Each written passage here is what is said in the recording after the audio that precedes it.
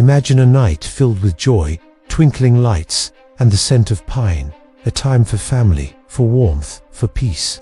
Now, imagine that same night transforming into a living nightmare, where the only gifts exchanged are fear and survival. On Christmas Eve, the most wonderful time of the year can become the stage for unimaginable terror. For most of us, December 24th is a sacred evening, a bubble of happiness we protect. But for some, that bubble is violently burst. This is the story of how the season of giving became a season of taking, and how holiday cheer was replaced by bone-chilling fear. Tonight, we unwrap the true stories of Christmas Eve home invasions, where the monsters aren't just in holiday ghost stories, they're at the front door. We begin in a quiet, snow-dusted suburb, the kind you see on Christmas cards. Inside one particular home, the Harrison family was living that picture-perfect moment. 3 generations gathered around a crackling fireplace, presents piled high under a magnificent tree. Laughter echoed through the halls as the youngest, 7-year-old Lily, placed a plate of cookies and a glass of milk for Santa. Outside, the world was silent, blanketed in white. No one noticed the dark sedan that had circled the block twice before parking just out of sight. No one heard the faint click of a back door, expertly jimmied open. The first sign that something was wrong was subtle, a floorboard creaking upstairs when everyone was downstairs. Mr. Harrison, Mark, assumed it was just the old house settling. Then, a shadow flickered at the top of the stairs. It was too quick, too solid to be a trick of the firelight. He stood up, a sense of unease washing over him. He called out, thinking maybe one of the kids had snuck upstairs to peek at their presence. Silence. The cheerful chatter in the room slowly died down as his wife, Sarah, saw the look on his face. She followed his gaze to the top of the staircase, and that's when they saw him. A man, dressed entirely in black, a ski mask covering his face. He wasn't alone. A second figure appeared behind him. The silent entry was over. The nightmare had begun. The festive atmosphere evaporated in an instant, replaced by a thick, suffocating dread. The 2 intruders descended the stairs slowly, deliberately, their presence sucking all the warmth out of the room. One held a crowbar, the other, a handgun, pointed directly at Mark. The Christmas music playing softly in the background suddenly sounded distorted, sinister. Lily, seeing the masked figures, thought they were some kind of strange Christmas characters, a bizarre part of the night's festivities. She even asked, "Are you Santa's helpers?" The innocence of her question was a gut punch, a stark contrast to the grim reality unfolding. The man with the gun didn't answer. He simply gestured for everyone to get on the floor. The initial disbelief morphed into pure terror. This wasn't a prank. This was real. The family huddled together on their expensive oriental rug, the one they bought to celebrate their anniversary. Now, it was a stage for their humiliation and fear.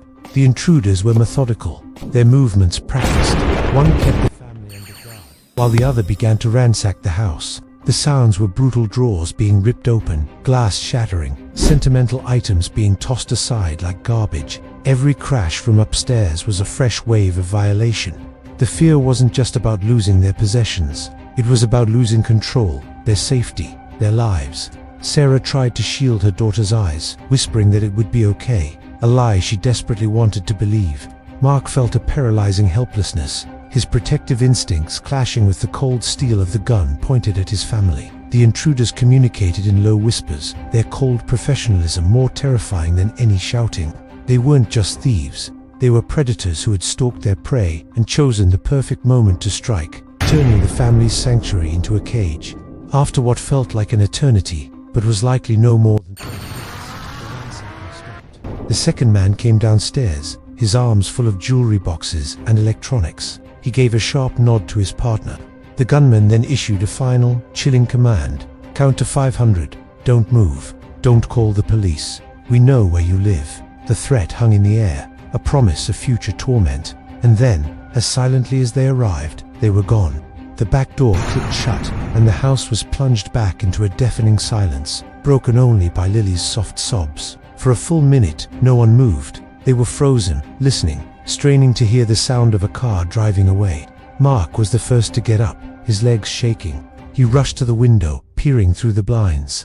He saw nothing but the softly falling snow. He locked the doors, his hands trembling so badly it took 3 tries. He then called 911, his voice cracking as he relayed the horror. The police arrived within minutes, their flashing blue and red lights staining the pure white snow, a brutal intrusion on the quiet Christmas Eve street.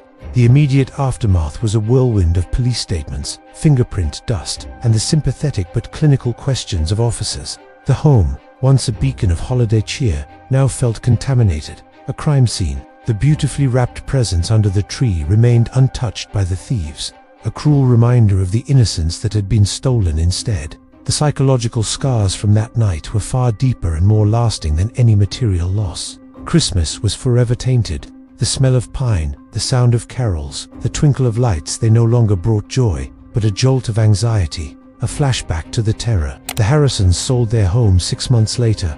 They couldn't stand to live in a place where their sense of security had been so completely shattered. Every creak of the floorboards, every shadow in a hallway sent their hearts racing.